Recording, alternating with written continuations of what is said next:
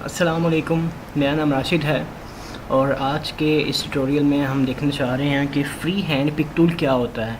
इसके बारे में हम जानेंगे। अगर आप मेरे न्यू यूज़र हैं तो आपको मैं बताता चलूँ कि www.facebook.com/myetutorial ये मेरा फेसबुक पेज है और www.youtube.com/c/myetutorialpark ये मेरा यूट्यूब चैनल है। तो काइंडली मुझे इन चैनल्स पे सब्सक्राइब करें, वहाँ से आपको बहुत सारी वीडियोस मिल जाएंगी। MS एक्सेल पे, सोशल मीडिया मार्केटिंग पे, MS ऑफिस के जितने भी टूल्स हैं, आगे Word, PowerPoint, Excel, SS.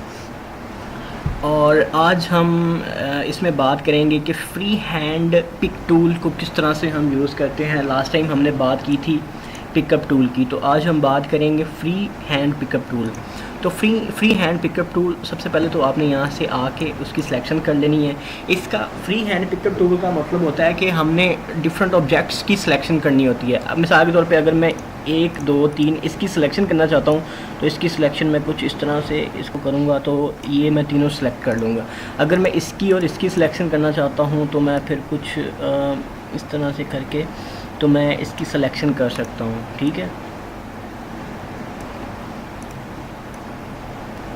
ये अब दोनों की सिलेक्शन होगी। ठीक है, तो ये सिलेक्शन के लिए यूज़ होता है। ठीक है, अगर आप कुछ स्पेसिफ़िक ऑब्जेक्ट्स की सिलेक्शन करना चाहते हैं, आपके पास काफ़ी सारे जो हैं वो ऑब्जेक्ट्स हैं और स्पेसिफ़िक की सिलेक्शन करना चाहते हैं, तो आप उनकी सिलेक्शन कुछ इस तरह से करेंगे। ठीक है, अगर मैं ये इन दो की सिलेक्शन करना चाहता हूँ तो ये इस तरह से सिलेक्शन करूँगा।